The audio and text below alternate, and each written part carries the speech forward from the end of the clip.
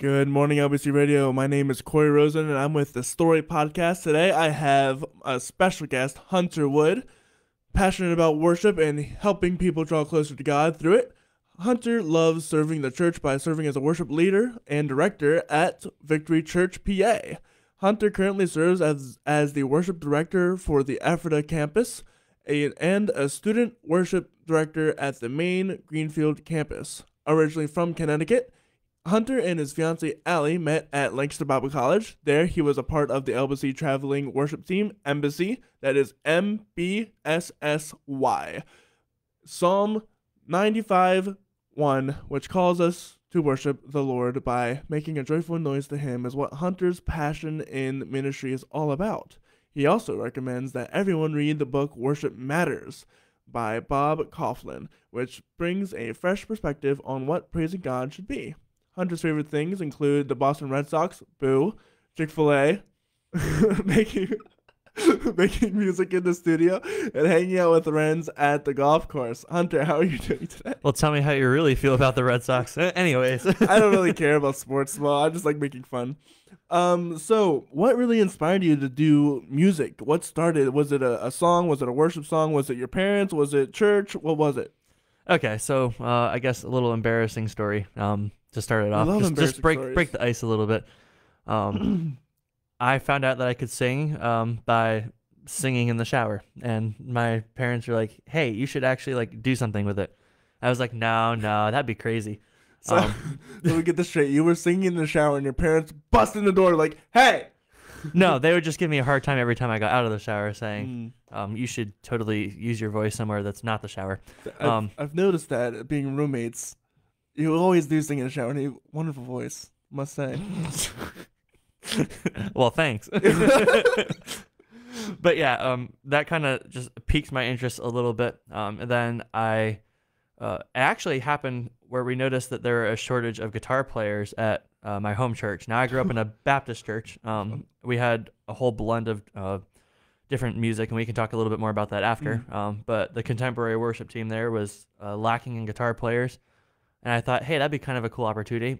I'm just going to go out and buy myself a guitar. And I told my parents that at lunch. At what age? 14?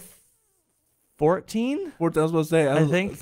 A 9-year-old going out, I'm going to go buy myself a guitar. You're in for a rude awakening. I think I was just starting high school with that. But so I told my family that at lunch after church one day, and they're like, yeah, right. Because I played trumpet all throughout grade school and going into middle school. And did I practice at home as much as I should have? Probably not. No. I'm sure the parents wouldn't be thrilled if you did.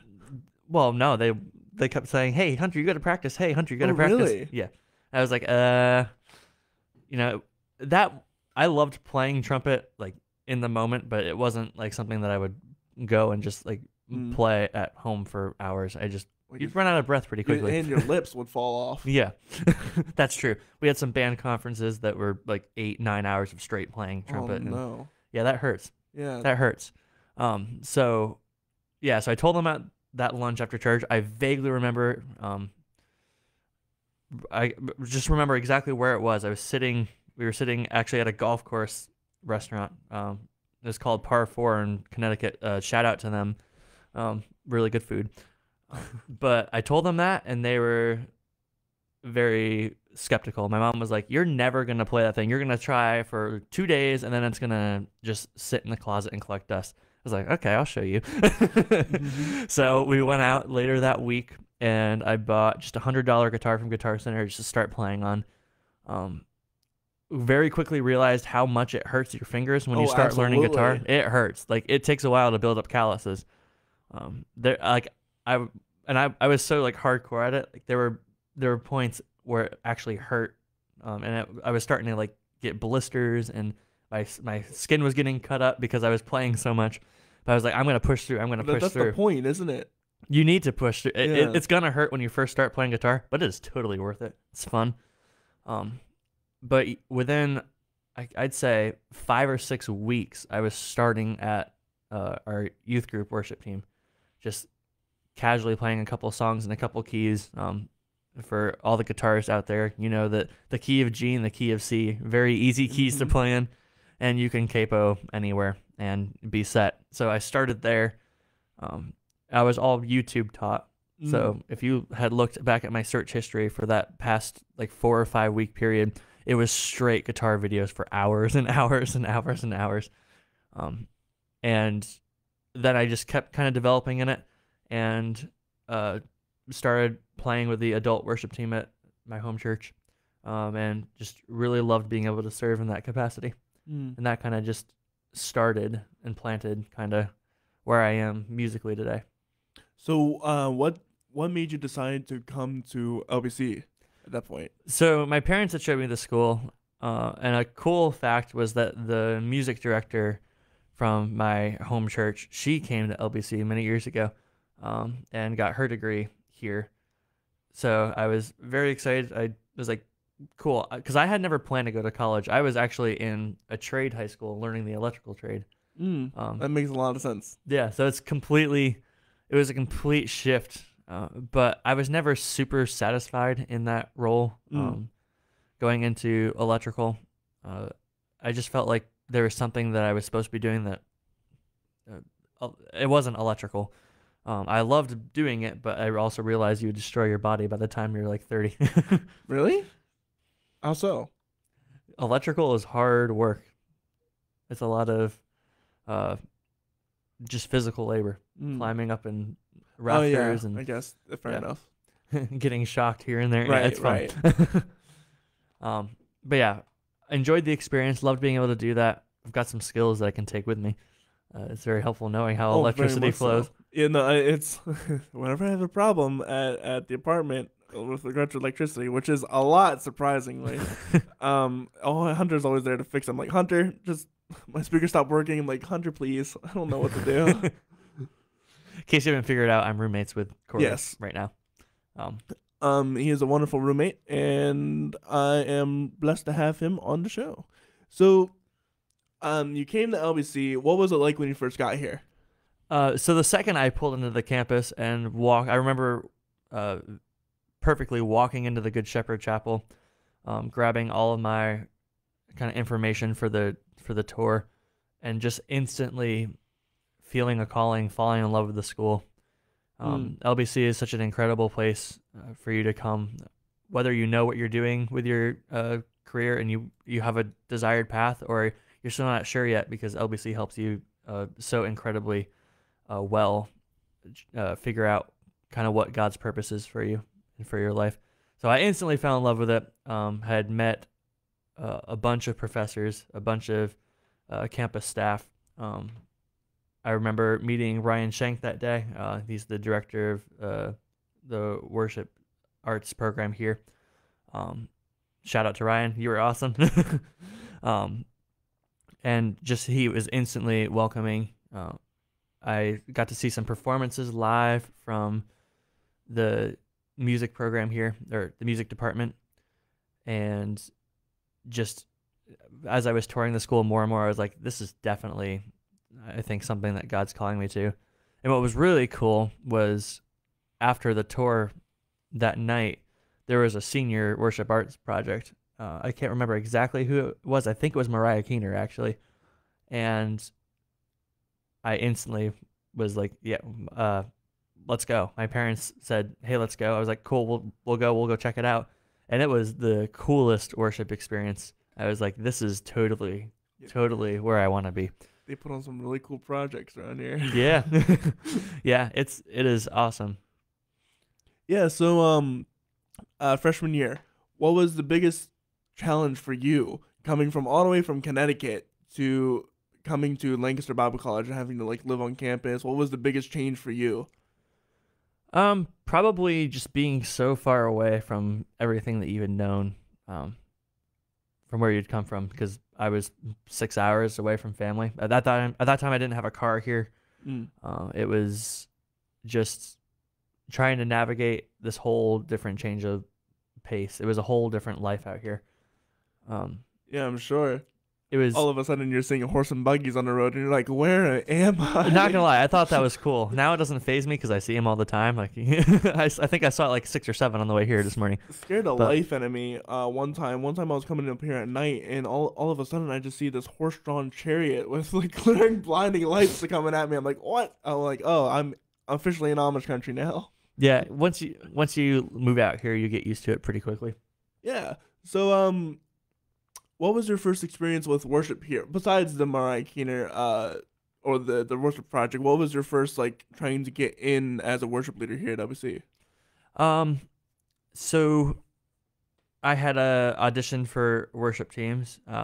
Unfortunately, there weren't any spots that year for worship teams. Everyone plays acoustic guitar.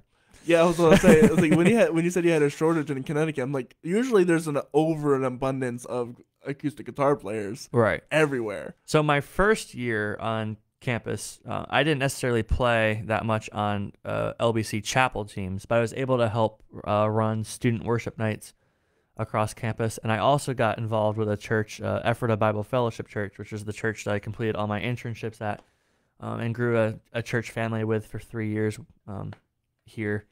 And it was really cool because I was able to just apply everything I was learning from my classes already into a church context. And I shared the responsibility with 2 other worship leaders, but it was cool to be able to step into that leadership capacity so early on. Were you ever a leader at your old church, or were you just part of the worship? I was just part of the worship team at my home church. I led for the youth group. What were some of the unique different challenges between leading like a youth group and then leading like an actual like legit worship team? Well, I don't want to say like legit as Yeah. if it's any different, but you know, like adults. yeah. A lot of it has to probably come down to energy and just how you, I guess, interact with your congregation, basically. Are you saying that the adults don't have the energy? No. No, just one thing that I know is certain youth groups, if you don't have a certain energy aspect to it, It's not going to go nowhere. you lose them. Right, that's fair.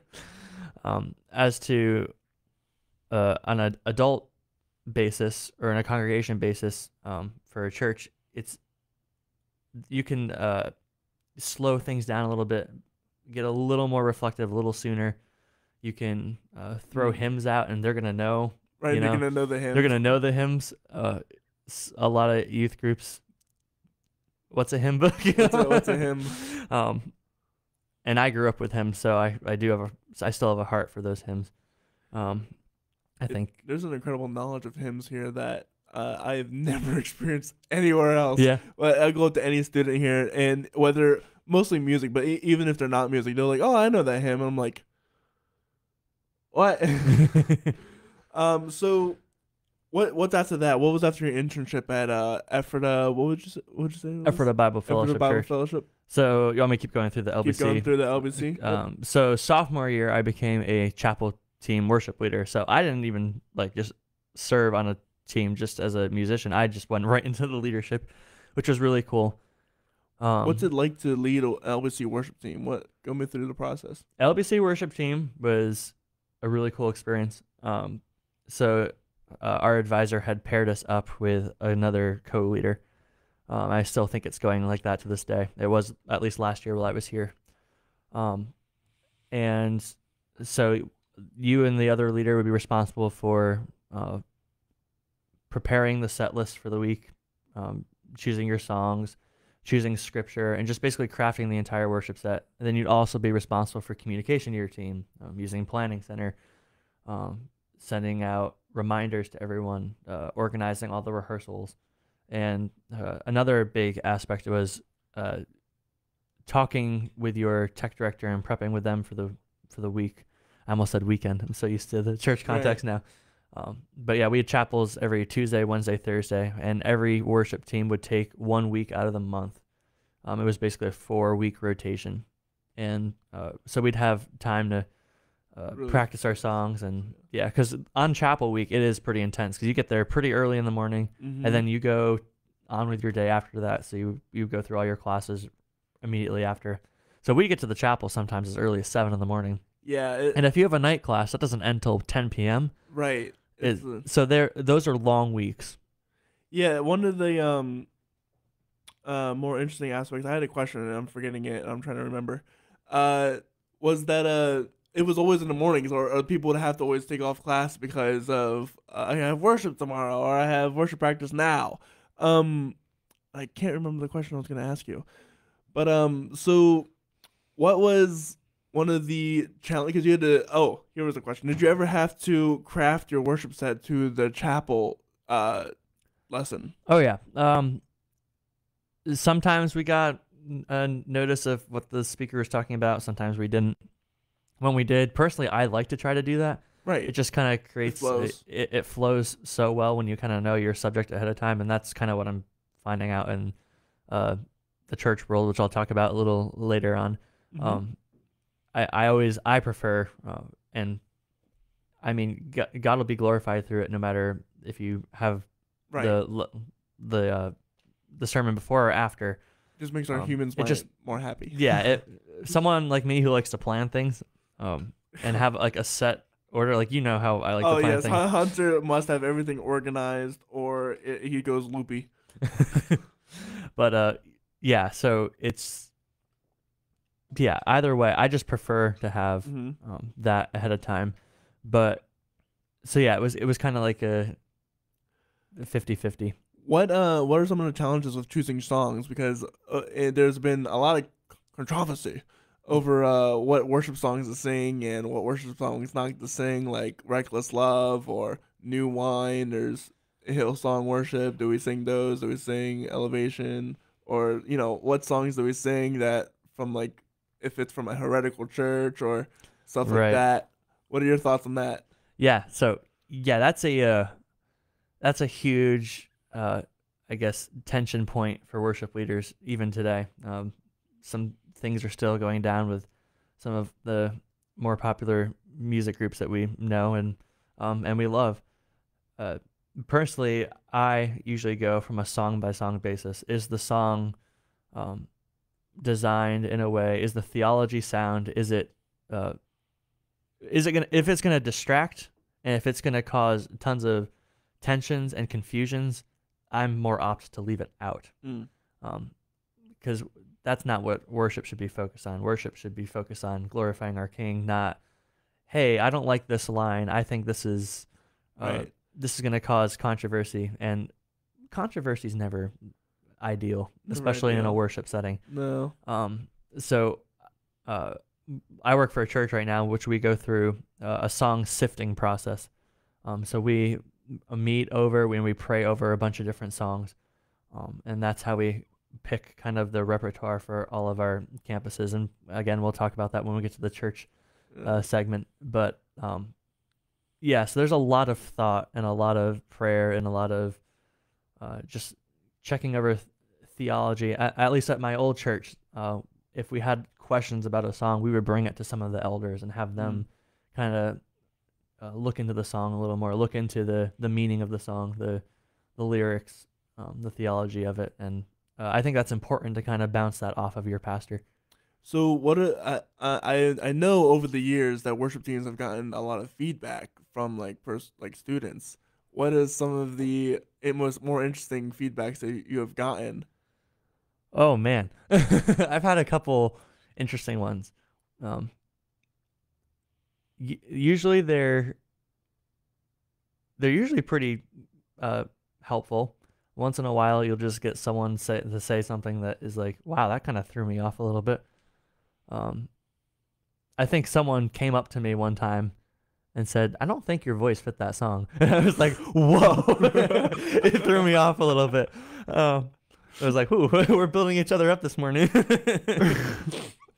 But yeah, I don't know, I guess that's nothing like critiquing like the lights and the fog, because I know there's some very heavily conservative like theologians around here.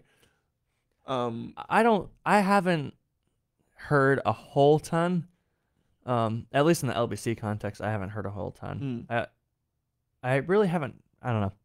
There were some examples in some of the other churches that I'd served in, where I heard a couple side comments. Nothing that I had approached Right. myself. It's super interesting. There's a line of thinking within more conservative, stricter like denominations that you can only sing songs that are in the Psalms, and that's the only worship music you're allowed. Yeah, no. God created us to be creative, and we can use our gifts of songwriting, I believe, to help lead His people to worship and help glorify Christ. And I think the ability of the creativeness that He gave us is something that we shouldn't just kind of put in a box and set aside and just stick to one thing. We should bring our creativeness out and use it in a way that glorifies Him. Fair enough. So, what is it like junior year? What changes? Do you start going to this new church that we've been teasing a little bit, or? Not until the second half of junior year is when I start. So the first half of junior year kind of starts the same way. So my second half of sophomore year kind of got interrupted by COVID. Oh yeah, that's right. We did a couple virtual chapel services, so it was just me playing my acoustic guitar in front of the fireplace at home, and we all got used to communicating via screens. I never went to one of those. I'm gonna out myself. I never went to those. On today's confession segment. Right. Well, I just never did. I didn't know. Probably because I didn't know they existed. Yeah. Obviously, wasn't the best at communicating at that time. Yeah.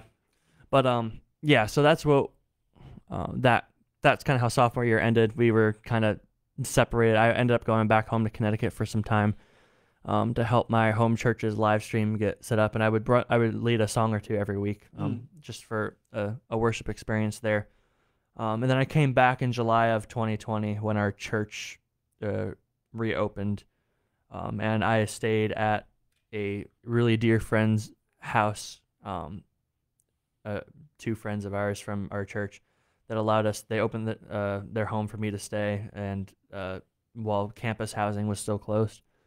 So that I could complete internships, and I could also help get the church kind of back up and going after COVID. And then classes started in person again in the fall. What is an internship like for a worship arts student here?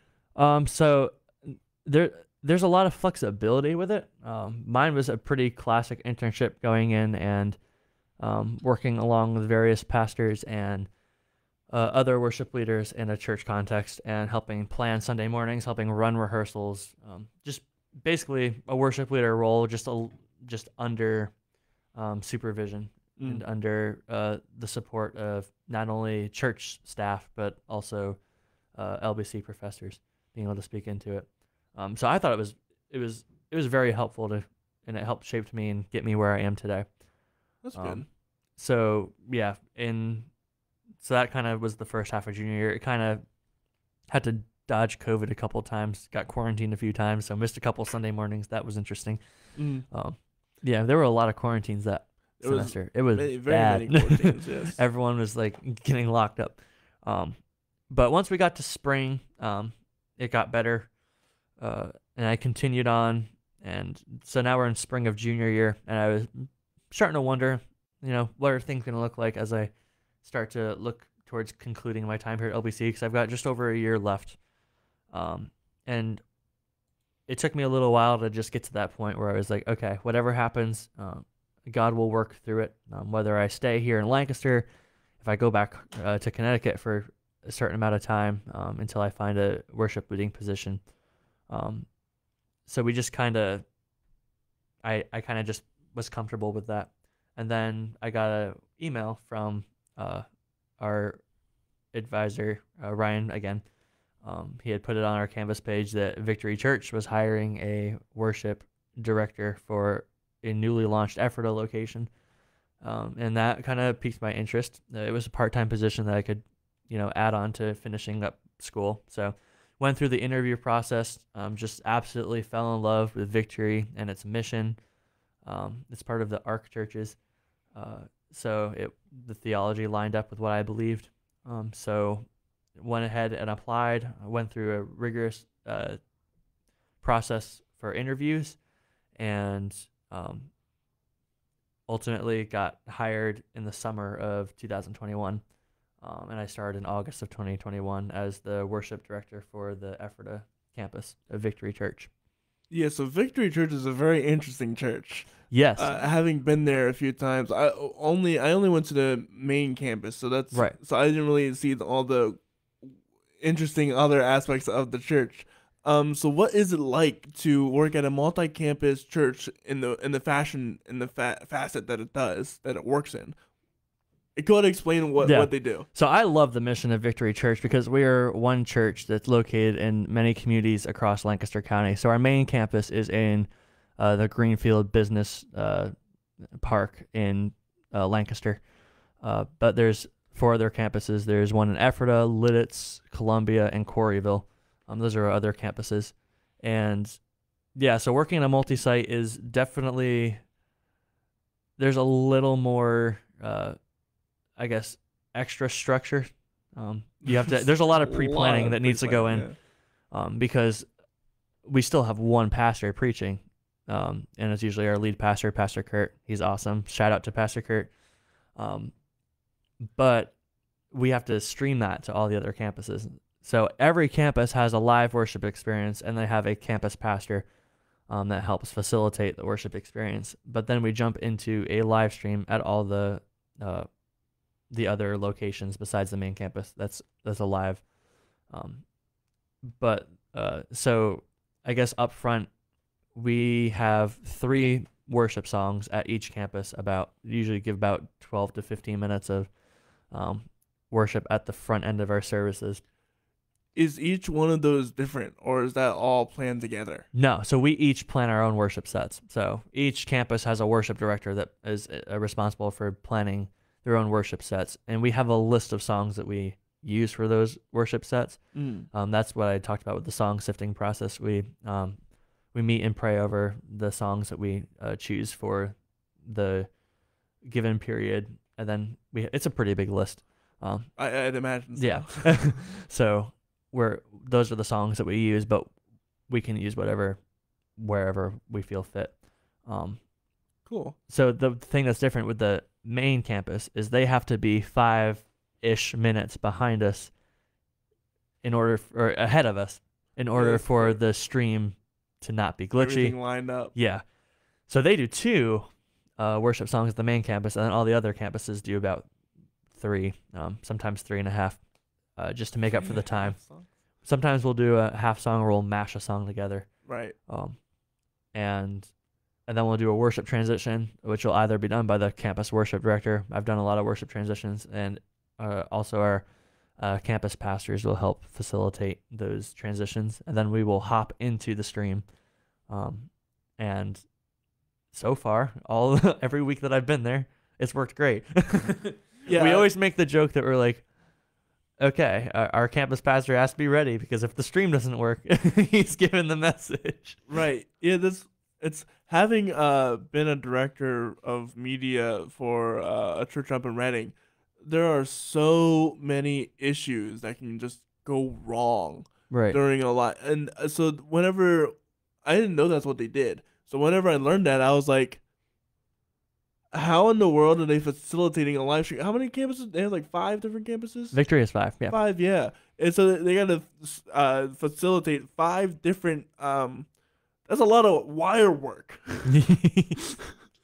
There's so much that can go wrong. Oh, yeah. So it's so impressive to me that they are able to do that. And so I assume. But this is a shout out to our amazing tech team at all of our locations. Oh, absolutely. Because our tech team is like always on top of everything. And I don't doubt it. You kind of have we to wouldn't be able to do anything without our tech teams. So yeah. we love our tech teams. So I guess you haven't really experienced an event where it has gone wrong.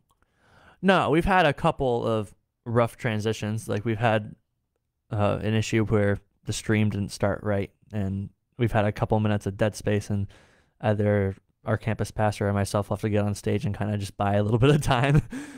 But we've never had anything, I guess, catastrophic where you don't have the message being able to be streamed. And worst case scenario, we do have a backup recording. So every Wednesday we record a backup recording of the message. that we can play in case the stream doesn't work. So we have some backup, and that's really cool because on a Sunday morning, a lot of the staff members, we're kind of running around crazy. So it doesn't feel like we necessarily get to just sit and take it all in on a Sunday morning because our minds are so many different other places. Mm-hmm. But that gives us the opportunity on Wednesday to come together as a staff and just sit and so basically you watch it. We go to church together on Yeah. Wednesdays, which is really awesome. We all get Chick-Fil-A. And then that's nice. we all eat lunch together. We cram into our conference room, all of the staff. We have a blast together. And then we go into our auditorium, and then we sit and we watch church. So is it literally like you're sitting in a movie theater, like at your campus, and just like kind of watching the pastor? Yeah. So it took me. So I was used to live preaching every Sunday. And it didn't take me that long to get used to. It didn't take you that long. I feel like it would just be like, I feel like I would be annoyed if I watched that. Granted, I was at the actual location where it was live, and if he's the guy that I remember, the bigger guy with bald. Yeah, PC. Yep, he's a taller guy. Okay. Yep. Yeah. He rides a bike. Yeah. He's so cool. He's very entertaining to watch live, or like actually see. So I don't know what the transition between like watching, because I'm sure they have to put up slides, right, and all that kind of stuff. I don't know if I would be able to. I'm very ADHD brain. I can't stay still. So, and he was very interactive with the audience. So I don't know how I would take that. I'm sure there's a. I'm sure there's a time and a place and a person that loves that. Have you ever had issues where people just like, I don't like this, and then they just go to the main campus, or they just leave the church altogether? We've had a couple people that I've actually known who have come out and said they had a little bit of a hard time adjusting to the video message, and actually, a couple of them go to our campus now, so they clearly got used to it. Right. I think. Just down at the campus level, when I say campus level, I mean anything but the main campus. I think that Victory Church does such a great job of providing for the spiritual needs of its congregation, because we always have a campus pastor there on a Sunday morning to help facilitate that. So there is still that care that you get, and there's still that attention that you get from a pastor who is physically there. And sometimes our campus pastors, they'll go out and preach too at the main campus, and then we'll have another fill-in campus pastor for the weeks that our pastor is out. But there is always care for the congregation. There's always attention from a pastor. There's always some pastoral leader at our campus every week. So that really does help. And it's someone, after we get out of the message, he kind of takes the tail end of it and helps formulate a response time. So there is that kind of that physical speaking aspect as well, outside of the message. So I've been really impressed with how our church handles that. So we've been talking a lot about you being a worship leader. What does that mean? What is that job? Cool. So I am the worship leader or worship director at the Ephrata campus, as I had said, and I also am a worship director for the main campus's youth group. We call it a VSM, Victory Student Ministry, and I'm able to help kind of coach and train worship leaders in the youth group, and help them lead on a Sunday night and help them craft their skills. That's kind of just a newer part of my job that I've added on. So I've got kind of two main roles there, and I also help out with IT a little bit too at the church. That's a little side thing. But I think let me rephrase the question of what I'm trying to get at. Yeah. From the congregational perspective. Oh yeah. No, I was getting there. I was going to say. I want to give a little bit of backstory before I got gotcha. there. Yes. So for my role, we'll just start at the Ephrata campus level. My biggest role is building team, I'd say. Besides obviously the obvious of planning services out, sending planning center requests, scheduling everybody, picking songs. A lot of it is building team and encouraging the team to take their next steps. when I had first gotten there, the worship team at the Ephrata campus wasn't super built up yet. It was a newer campus. They hadn't had a worship director for a little while. There was just kind of people coming in to fill in. They were kind of almost in survival mode for a little bit.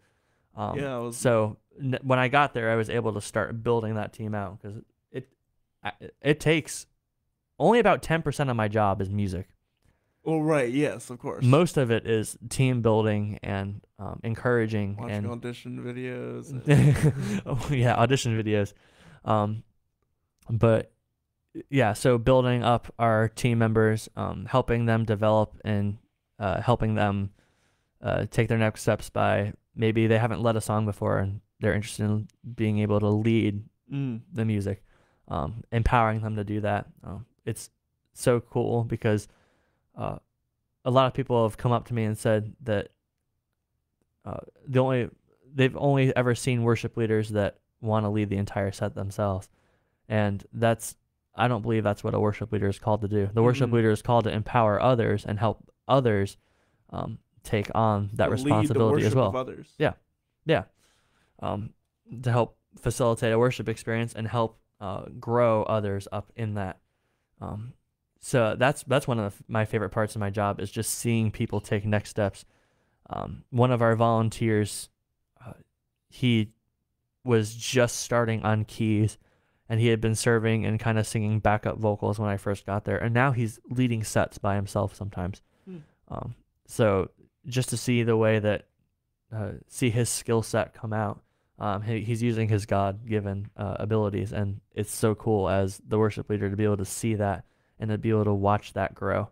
That's one of the biggest wins, I think, for a worship leader is seeing his team just grow and develop and just kind of break down those walls that they thought that they could never get past. So on the congregational side, though, yes, for what does it mean to lead a congregation in worship? What is the goal to because that's a conversation we talk about a lot at LBC. Is right. Like, what is the purpose of the leader of worship? Right. Oh, now I got your question. Yes. Yes. Cool. I think. Here, rephrase it one more time. My brain just exploded inside. In regards to the congregation, we're watching you, and what is your job to get us to get involved in worship? Are you a concert singer? Are you just a facilitator of the worship? What is that job for you? What are you trying to convey to the congregation in order to get them to tune in to the worship? Right. I think our biggest role is just creating space for God to move, creating space for hearts to be tuned in to the Spirit of Christ when in a worship experience. It's definitely not a concert. It is not. It's not a one-way. We're leading the worship, and you're watching us lead the worship. It is a way for you to get involved and for you to just spend time glorifying Christ. And I think a lot of the big stereotypes is that worship is a concert, and it's not. Yes, we push for excellence. We want to create an experience that's distraction free. We don't want the focus to be on us. Mm-hmm. And if our music isn't the best, or if it isn't very good sounding, it's going to be more distracting than helpful. So it's taking that excellence and using it to help focus others' hearts on Christ. It's interesting. The most impactful worship settings that I've ever been to made me introspective rather than, like, they've made me cry. Yeah. And those are, like, probably the best worship experience that I've ever had, where the focus is not at all on the worship leader, or it's like some of the projects that I've been to where it's clearly about God. Like this person has clearly thought out the theme and the arc of the show, and they have nailed it so perfectly that, like, Noah Reber's was probably one of the most emotional, at least for me. Matt Cross's and Camille's was another one. Right. that really just hit me hard. I remember standing up to worship and Noah Reavers, and then like a second later, I'm like down crying and like, what is life? Right. And so it's really interesting because we don't oftentimes sometimes it can be viewed as a concert. Yeah. There's a lot of especially at the bigger churches where they can get almost emotionally manipulated Right. with like the settings and like the lights and the fog and that kind of thing, where it's more focused on that person's talent than it is on God, Right. and that's not the goal at all. No, it's not. One of the big things that I always point out to our teams before we go on stage is that we believe at our church, and we believe that the Holy Spirit is still moving and active today. He's very active in the hearts of his people. And we just create that space for the Holy Spirit to move and for just kind of a place of surrender. It's so easy for us to just go live week by week and just kind of have our feelings balloon up, not to bring any of the things to God, to just try to handle it ourselves. And this is just, it's also another way for us to refocus, to remember that sacrifice that God made for us, that Christ made for us on that cross. We emphasize that every week in our worship sets. That is the heart behind Christianity. That's the heart behind that it just shows God's love, God's grace, and God deserves glory. God deserves praise for it, and that's really what our worship experience is about: is thanking God, just giving ourselves in surrender to Him, and lifting His name up on high for all to hear. So, with that being said, we're kind of rounding out our time on the radio. So you also write songs. Yes. And you have... Who told you that? Well, just having lived with you, there are some songs I've never heard on the radio before, and I wonder who they're written by, and I call me a conspiracy theorist, but I think they're written by you. Sometimes even at night, the ghostly reminders. That's funny. So you have written songs. Yep. What is the songwriting process for you? So I don't know if I necessarily have a set in stone process. I don't think anyone does. You actually have one of my songs I released last year up, ready to queue up. The One Foundation. You want me to just give a backstory to kind of how this was written? Of course.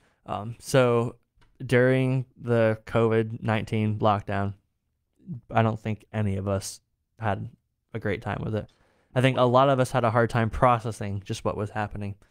And I started noticing that there was just so much anger and frustration and so much division, that especially when it came to, I guess, our government and our mandates. It was just such a division for our country, a division for our world. And I noticed that we get too comfortable in the things that we know and the things that are normal to us, that when something goes wrong, something changes, we get uncomfortable pretty instantly. Right. And it can wreck us. It can tear us down. And that's what the song speaks to, is this is just a refocusing. It's built on the parable of the wise and foolish builders. That we need to build our foundation and our trust in Christ, not in the things of the world. The things of the world are like sand. You build your house on it, it's going to wash away. But Christ is our solid rock. And when we trust in Him, and no matter what the world looks like, all the sand can be washed away. That rock is still going to be sitting there. We can, that is our calling for our life. We are supposed to live with our house built upon the rock, with our lives built upon Christ. And I believe when we effectively do that, we can also share that love of Christ with others, and what it means to build our house on the rock with others, because they'll see that we're still afloat. We're in a place where we can still function. It was really bad because during the COVID pandemic, there were so many people that just couldn't even function. Oh, yes. Like, it was quite literally. Yeah. I mean, I agree. It was difficult to be in the house 24/7 every day, not wanting to go out because you don't want to catch the virus. And there were legit fears, and we're gonna have anxieties, we're gonna have fears. I'm not saying that it's all gonna go away, but it's so critical for us when we're in our fear to take the time to refocus on Christ and just set our hearts right, and just remember that when all else fails, this isn't our final destination. It's with Christ one day, and our desire should be to just glorify Him while we're here, and keep our lives built upon Him. And with all that said, this is The One Foundation by Mr. Hunter C. Wood. Cool.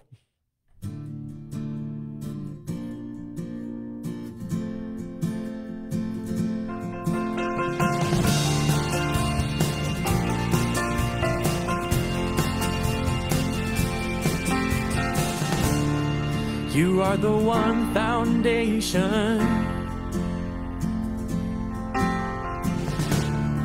You are the hope of nations. You are the great provider. You are the great Jehovah. Help me to build my life the way that you want it to be, and help me to believe. You're my one foundation, my light in darkness, my power in weakness, my hope in sadness, my one desire is to build my life upon your truth and grace. You're my one foundation.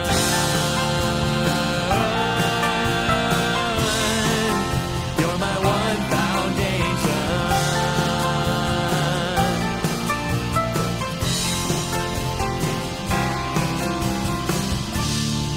You are the one foundation. You are the God Almighty.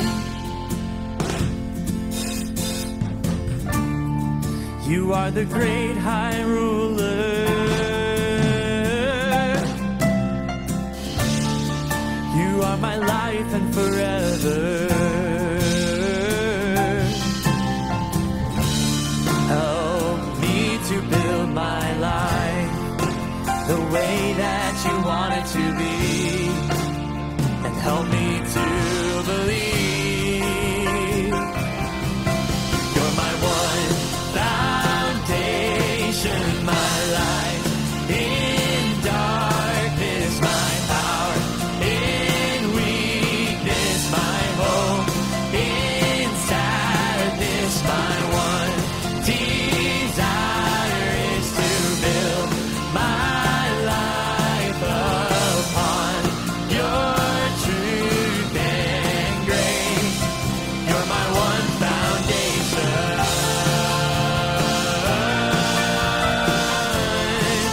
You're my one foundation.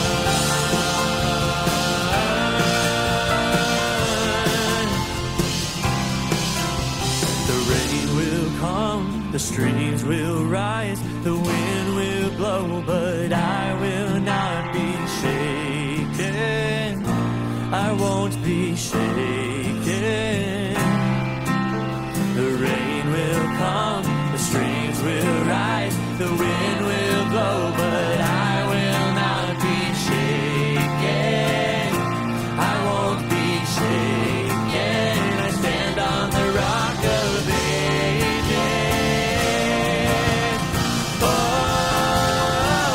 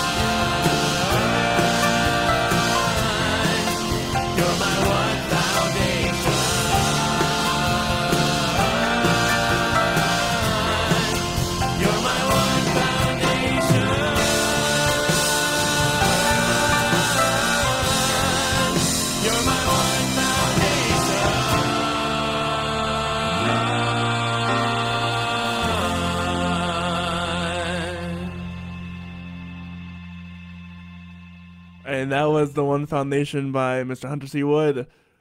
Hunter, Yes, yes. you also worked on one of my personal projects. Yes, I did. That's one of my favorite things is being able to collaborate with people. So what was it like when I first approached you to, the piece we're talking about is You Remain, one of my original worship songs. What was the thought process behind me approaching you with that and then looking at the lyrics? And I assume, I don't want to assume, but I'm going to assume anyway. Did you apply the same standard of like sifting through this song as well? Yeah, I did look at the lyrics, and I just love how it's a kind of a song of surrender. When all else fails, you remain. And it's just, I was super excited to be able to help you out with this project because you used it for your senior project as well. For those of you who haven't checked out Corey's music, this guy is insanely talented and gifted. Thank you. He's the only one who can go from working on a worship song to working on a creepy clown sounding piece. I switch projects all the time. Good old music composition major, but yeah, it's really cool to see how you're using your talents as well to glorify Christ in it. And I was super excited to help you with the project. But yeah, and it was one of our like it got the most reactions out of the audience. Did it really? Oh yeah, I also remember having to change very quickly backstage to get into the clothes because I had like a suit on and then everyone else, it was like casual worship attire. I'm like, I can't go on with a suit. And everyone else is like down like just like a dress shirt or whatever. So I was like, I had to change really quickly, fast change. One of the quickest changes in my entire life. I remember 2 flaws and technical glitches that I had when we went and performed your song at your project. One, I forgot to turn the microphone on. That's right. Because we have wireless mics. And I forgot to turn my in-ear pack on. So I couldn't hear squat for about 10 seconds until I reached back and found the pack. I still do that today. I also still leave church with my pack still on me. It's fun. Yeah, doing that senior recital opened my eyes to so many things, and one of the things that was definitely lacking in that was planning, for sure. I thought you did a great job planning for the circumstances that you had. Fair enough. For the circumstances that I have, it was pretty good. But granted, it could have been way you were better. In the middle of the COVID pandemic. Also true. We were dodging quarantines with people. It was right. Yeah, there was a lot of very last minute changes with that, but planning could have been a better part for sure.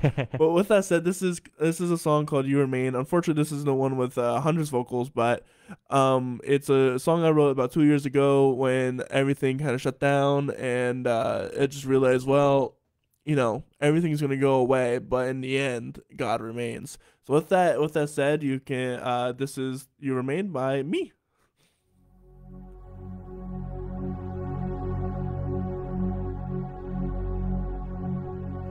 When I am weak, can no longer speak, you are there, right beside me. When all hope is lost, and I can't bear the cost, you are there, paying it for me. And when things turn to dust, and there's nothing to trust, you are there, honest to me. Oh, it's clear who you're meant to be. You are my strength. You are my faith. When all things fade away, you remain.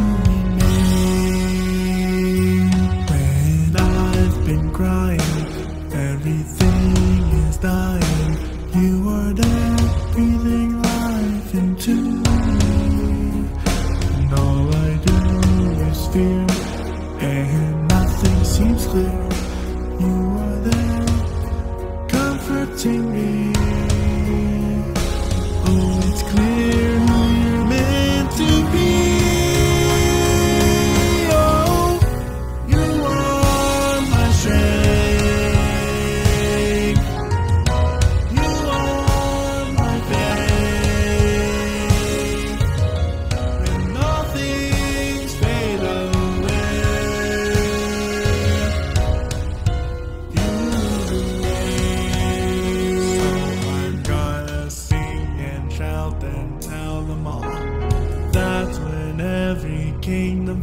falls, yeah, you remain.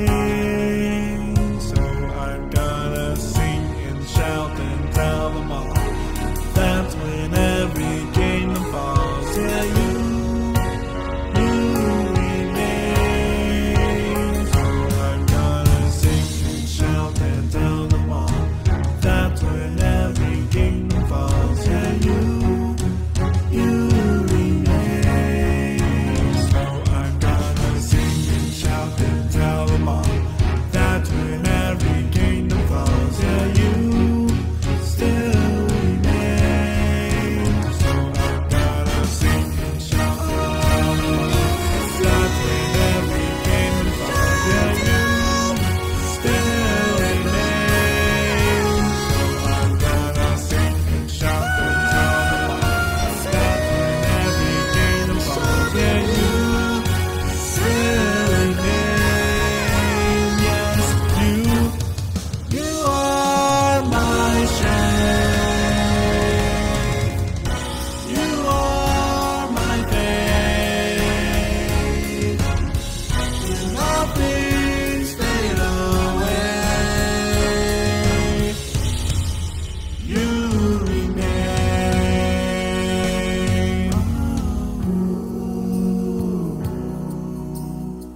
You remain.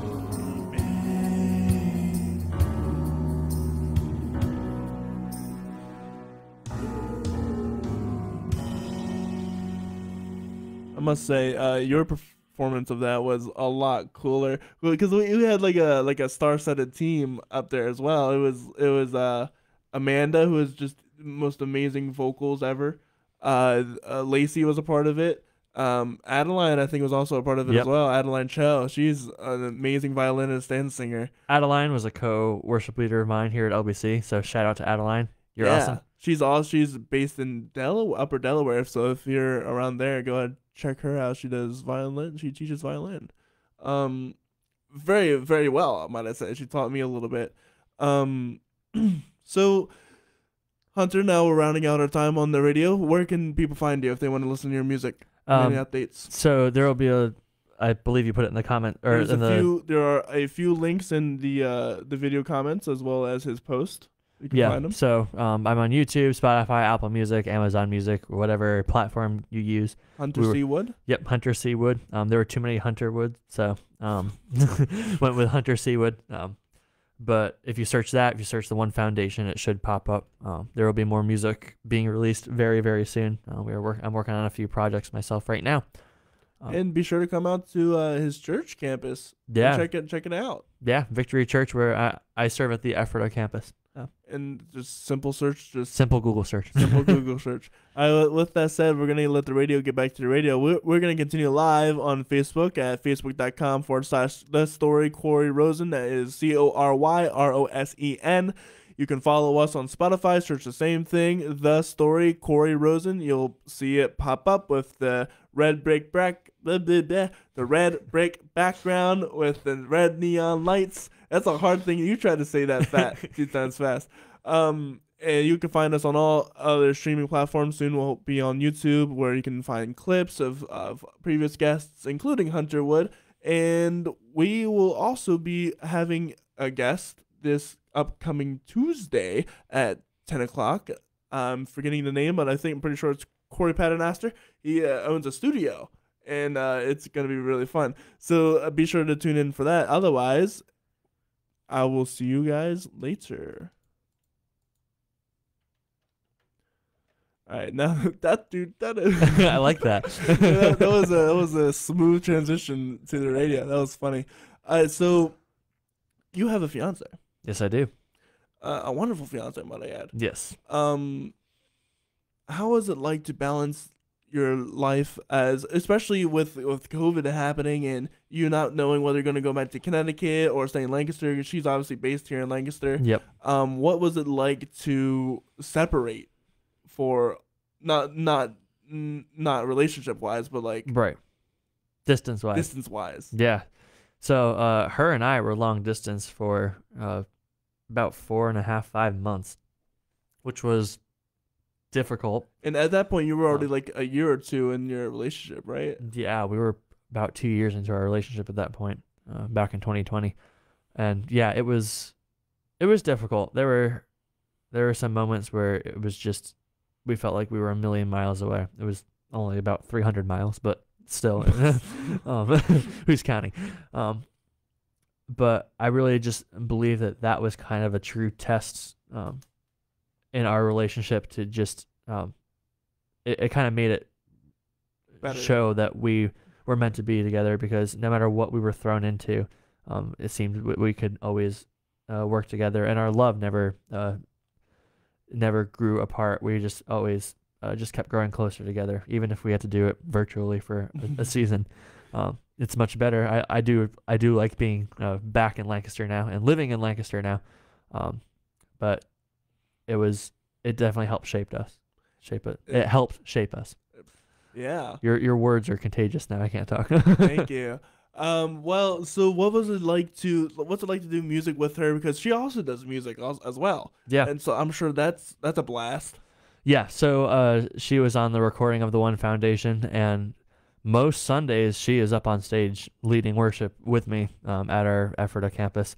I always tell everyone at church and everyone and all the other worship directors that there's no better feeling that when your fiancée is up on stage leading with you.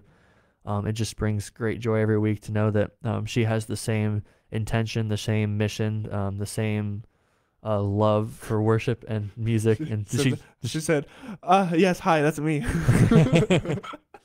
But yeah, there's nothing better than having her up on stage with me and being able to serve Christ in that capacity through worship leading with the person that you love the most right by your side.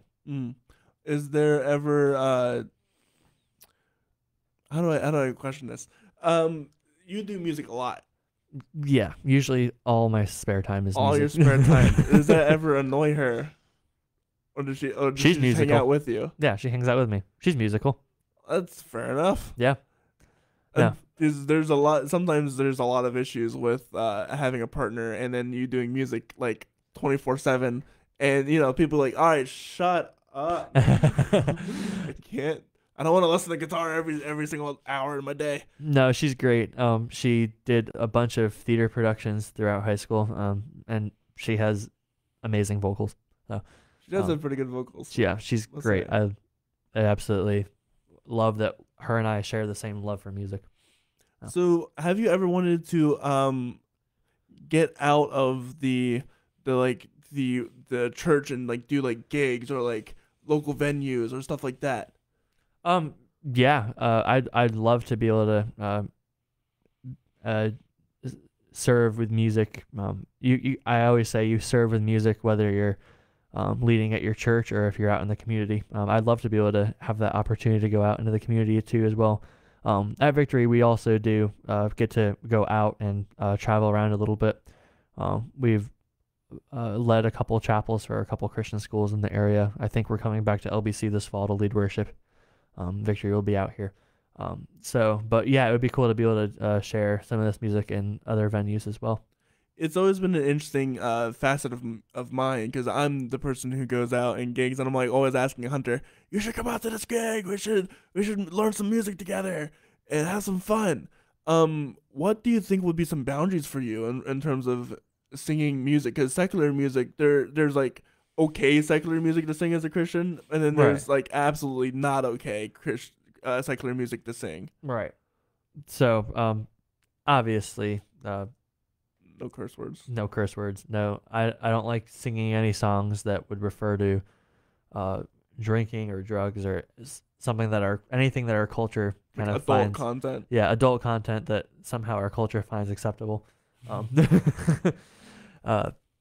Yeah, it's if I'm gonna go out and just use my talents, it's gonna be something that at least will honor God through it. I prefer to be in a Christian environment, but there's also power bringing Christian music to a non-Christian environment, and God can work through that. Yeah, it's been one of the more fun aspects of me going out and playing music that is not only fun to play, but it's being a Christian within the context of I'm in a bar with a bunch of people who are drinking, smoking, whatever, but they know that I'm a Christian, and they not only respect that, but they in some aspects look up to me because of that. Right. And it's really been interesting having that positive influence on some of my better friends within the music community, to see that they want to get better and become more like me, because I don't drink. The only thing I get at the bar is whatever food they have, because Right. I'm always hungry. So or I'll get like a soda or something, and typically they're free at bars, which is pretty nice. So yeah, it's been an interesting time to go out and play music with a bunch of friends. Sometimes we sing Amazing Grace, and that just at like a bar venue, and it's like, wow, people really do kind of have a heart for this kind of thing. Uh and it's really a beautiful, because music can touch you in many different ways, emotionally, physically, sometimes, of like music therapy and all that Right. jazz. It's so interesting, the amount of uses you can get out of music, and how it can change someone's life. Right. Yeah. I love that you bring that up, because I think the world is our mission field, and those spots that where people are unfortunately not making the smartest of choices, it's just another chance for us to share the love of Christ through that situation. It's not anything to look down upon either. No, it's just a way that we can again just share who God is, share that everyone is created with a purpose, and that God made everyone special and unique, and we can use the gift of music. I believe that music is 100% a gift from God. Mm-hmm. He didn't have to design it, but yet he made it possible. I definitely think that what you're doing by going out to those places and just being that Christian influence is really, really special, and that's a cool way to serve the community. And it's not to say that I'm out there going out and like preaching.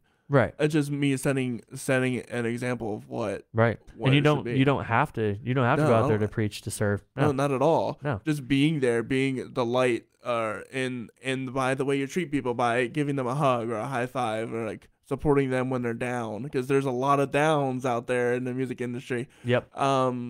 Just being there to not to encourage them, and stuff like that. Like, hey, that sounded really good. Or when they feel like their set was crap, like, no, actually, don't lie to them, for sure.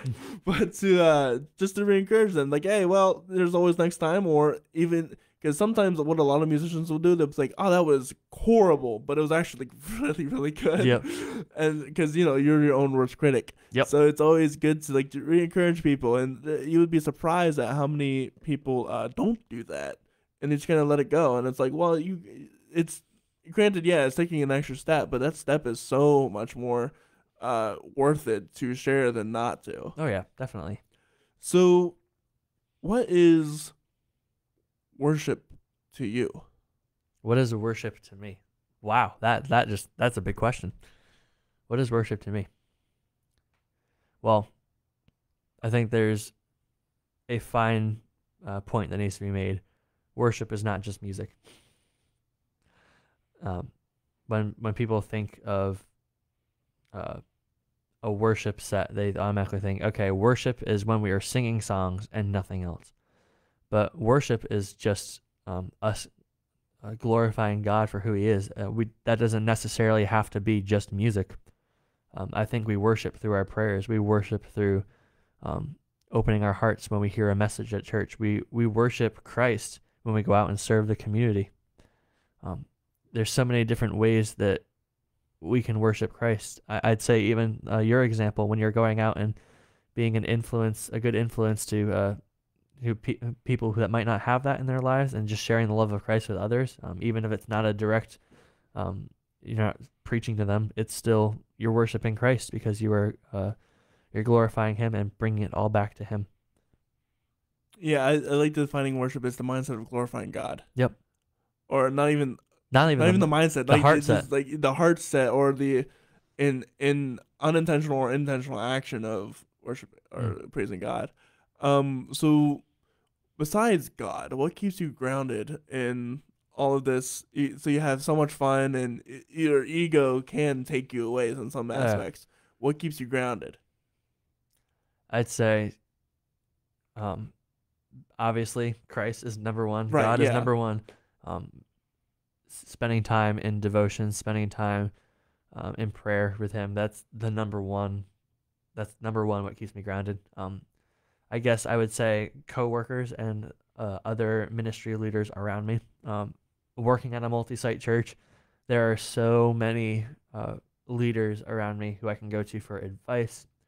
Who, when I have a situation come up or I need just some encouragement, I can go right to them, and they'll be honest with me, and they'll do it in a loving and compassionate way, which is huge, absolutely huge. That's one of my favorite parts about a multi-site church is just there's so many people around you speaking into you. So I'd say that besides obviously God Himself, that is another aspect of what kind of keeps me grounded, keeps me focused. Was ego ever a big problem for you? I'd say it was more before I well, not even before I graduated. Probably my early years of college. It's definitely not like it. Oh was, no, not at all. no. Like the No. way I know you, I you're feel not like- egotistical at all. No, I feel But- like every person has that inward Right. battle, and it's just using discernment and keeping your heart focused on the mission that God has set out for you. Constantly humbling yourself. Constantly, yes. I think some of the ways this has been ironed out is just by having a couple Sunday mornings of things not going the way I Disasters. planned. Disasters, yeah.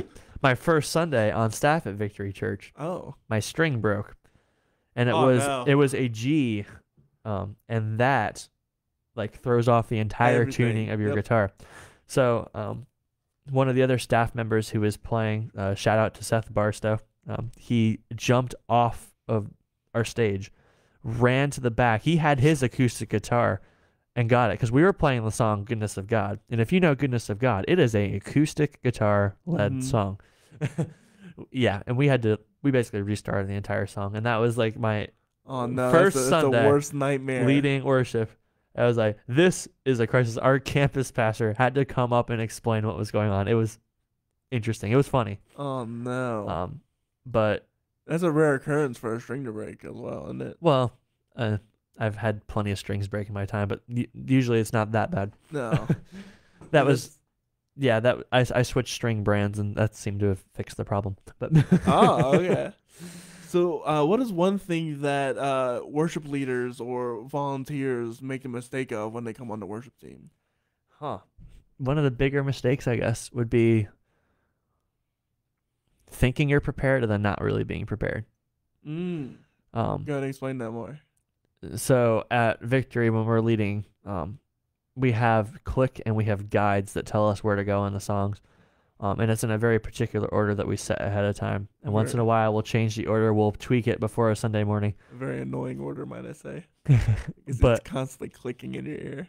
yeah, the wonderful sounds of a worship leader. Intro 2, 3, 4. Yeah, right. But for the instruments that we don't have, and for a little bit of support under the band, we have multi-tracks, which we run. So if we don't have a drummer, we'll put in a drum track. If we don't have a bass player, we'll put in bass tracks for the songs. So it takes a little prep ahead of time. And then all those orders will be reflected in Planning Center. So you'll get songs are sent out about 3 or 4 weeks ahead of time to the team. Whoa. So That's good. yeah, so you can see It's way in your advance. song many weeks in advance, so you can prep ahead of time. The order's all there. And it does take a little bit of prep because our songs are supposed to be memorized. We don't like using music stands. It's a barrier between Even for like the keyboardist, they can't have an iPad and. well, Oh, no. I mean, there is grace if they feel more confident with it. I'm I okay feel with so putting much it more up there. confident with But, like Generally, our musicians are all memorized. The only thing we have is a confidence monitor for lyrics, which that helps. But so I feel like I understand. I feel like the instrumentalists of the team are at a little bit more of a disadvantage because you have to memorize everything as and obviously we want vocalists to memorize as much as they can because you don't want to be having your eyes glued to the confidence monitor the whole time. Right. It's very obvious if you're staring at the confidence monitor the entire worship set. They probably didn't prep very well. So yeah, it does take time. It is a commitment, and just being prepared for it is probably one of the things that I've noticed being one of the, I guess, mistakes. I mean, obviously there's grace if someone comes in who wasn't super prepared. We work with it, and it's not like everyone has it as their front and center focus job. Yeah, keep in mind that everyone else is a volunteer. Everyone else has a volunteer. They have a full-time job, and then they come in and help Give up their lead time. worship on a weekend experience. They come in on a Wednesday night rehearsal and a Sunday morning for 2 services because we have 9 and 10:45 a.m. yeah. services, and our rehearsals either start at 6:30 a.m. or 7:30 a.m.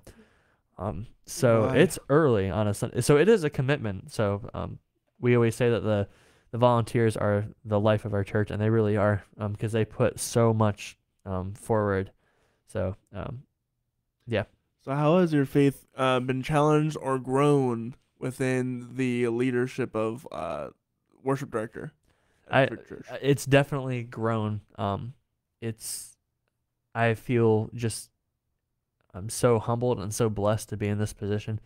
I was struggling quite a bit there before I got the position at Victory, because I was so as I talked about earlier, I was so just kind of confused on, okay, where am I going with this? Where's God leading me? I don't have answers, and it can be so easy to fall into that trap. I think God purposely waited for me to be content where I was before He sent me something, and that was a lesson that I really had to learn, was being content where you are, and just the blessings that God has given me through this job, the way that He constantly, sometimes He gives me energy that I don't even know where it came from, because I wake up totally dead on a Sunday morning sometimes, and you're never gonna have every single Sunday going to be your 100% A game Sunday. You're gonna have Sundays where you just don't feel it, and there are Sundays where I get there and I just don't feel it, and that is how we are as humans. That's humans, yeah. That's humans. How do you deal with that burnout? A lot of it is refocusing. So early in the morning, we'll put a worship set on in the car, spending a lot of the morning in prayer. And I find that when I encourage others, I feel encouragement myself. Because when your team is confident, you're confident. So those little, I guess, tips and tricks are some of the biggest tips and tricks I'd give any worship leader, worship volunteer. Be intentional. Be praying for the weekend before the weekend as well. Use Saturdays. Most people are off. If you have time on Saturday, just rest.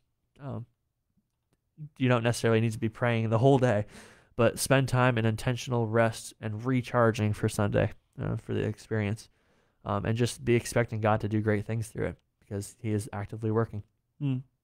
What is one thing that you wish you had known when you first started?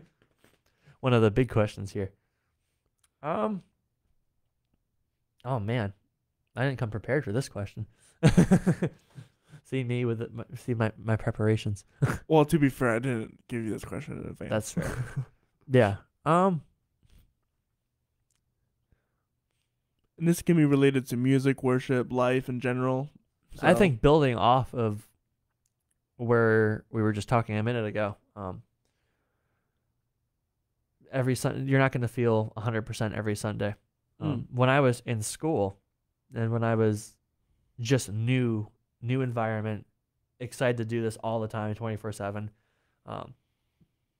there weren't many mornings where I was like, I got to go again. I'm tired. I'm exhausted. I'm not feeling it this morning.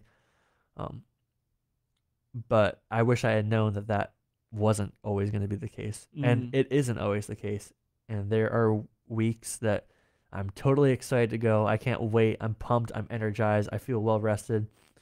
And then there's those Saturday nights where I keep rolling over in bed, can't fall asleep. My mind is running 100 miles an hour because I'm thinking about what tomorrow is going to look like at church. And then I wake up completely dead in the morning, and I just drag myself to my car.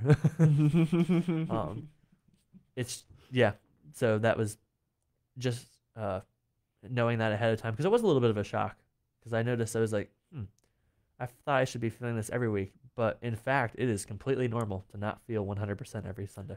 Oh, absolutely.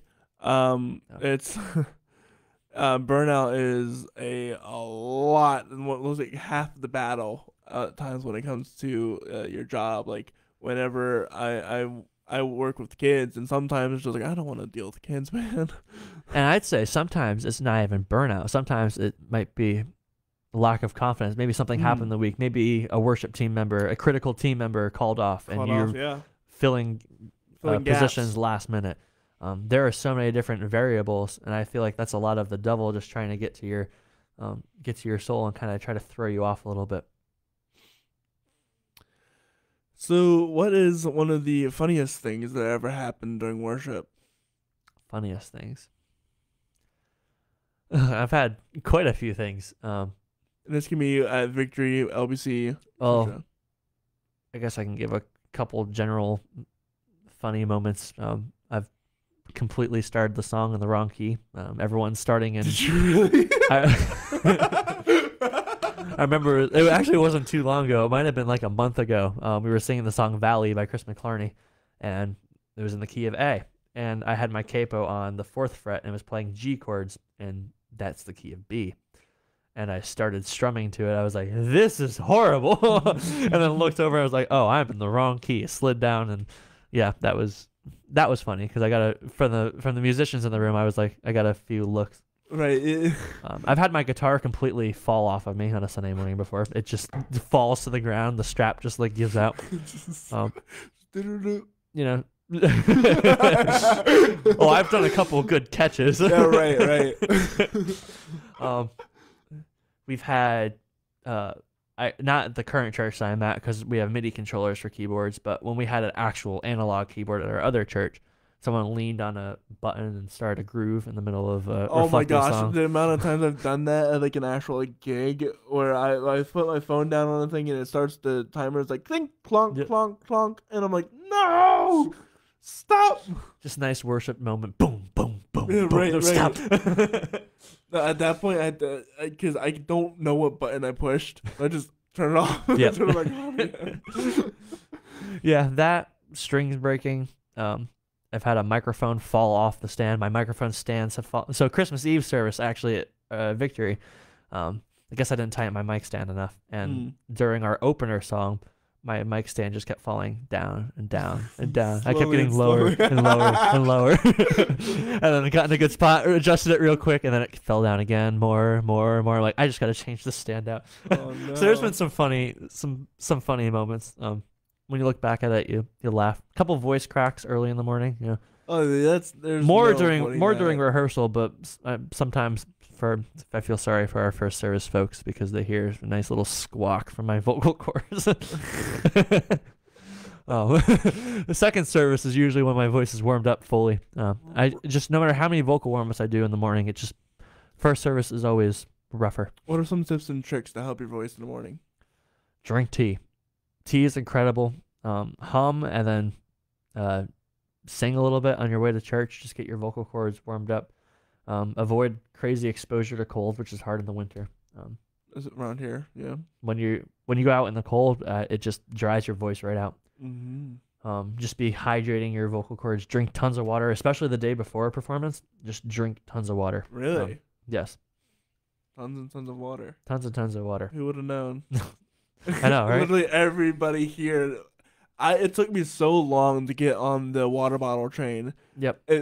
Everybody here at college always, no matter if they're like a violinist or whatever, they always have a water bottle with them. And I was just like, no. Yep. I'm just gonna drink from the water fountain. But it's not enough. Nope. Not Keep enough. drinking water. Keep hydrating your vocal cords. It's a part of your body that needs care. Yeah, I learned that a lot, like, doing this podcast. I was like, I got to make sure I have a water bottle because I'm going to be upset and not speaking if I don't. Yep. So, rounding out our time here, what are some projects that in the future that you're really excited for? Some projects coming up. Actually, this weekend, which I'll be going to my church pretty shortly after we're done here. We have a big women's conference at our campus. Not at our campus, at our main campus. But our all of our staff are helping coordinate the event. So I'm doing some band leading and playing acoustic guitar for it this weekend. It's going to be cool to see how lives are changed this weekend at our church through a women's conference. And actually, Scene Collective is going to be there. With Kristen Brewer. Yeah. So they're gonna be. So Victory Church Worship is going to be doing most of the worship music, but they're going to do a set later in the day on Saturday. Music. So that'll be cool to have them out there. If you ever heard the Scene Collective, oh my gosh, this is not one of the best like music pieces ever. One of the members of Scene Collective, her husband is a campus pastor of the Columbia campus. It's the Harnish family. And Kristen Brewer is one of the writers at Sight and Sound. Yep. Music wise. It's just kind of cool because like I don't think Scene Collective is really their full gig, but they all come together from all these different places, and that's incredible. Yeah, it's wild. Yeah. I might have to check that out. Yeah, we'll be getting there pretty soon because we'll be setting up for that. When is this that? weekend? What, this weekend? What is it this weekend? Yeah, so it's tonight, and then Saturday. It'll be happening. Yep. Are only women allowed? Only women. Oh, and dang. some men's staff who are helping to put on the event. That's unfortunate. But it's really cool. Our worship team for this weekend. So all the guys are in the back playing the instruments. So I'm on acoustic. We've got a keys player, a drummer, electric guitar, keys. And as soon as the worship set is done, they're like, "Get out!" But all in the front, it's all women led, which is really cool. Right. So it's a women worship team. So it's cool. gonna be fun. It's gonna be cool. Ladies. It's cool to see. Cool to see how Victory does all these different events for just different groups. Different groups of people. Yeah. So, Yeah, that's pretty cool, man. Yeah. All right, well, this has been a lot of fun. It has been. Yeah. So if you want to find Hunter Wood, you can find him at the Ephrata campus of Victory Church on Sundays. Worship starts, our services start at 9 and 10:30. Yep, 9 and 10:45 are our services, and that's at all 5 locations. But if you want to see Hunter specifically, his talents, go to Ephrata. You can find him Hunter C. Wood, Spotify, Facebook, Instagram, all the things and streaming platforms. You can find him there.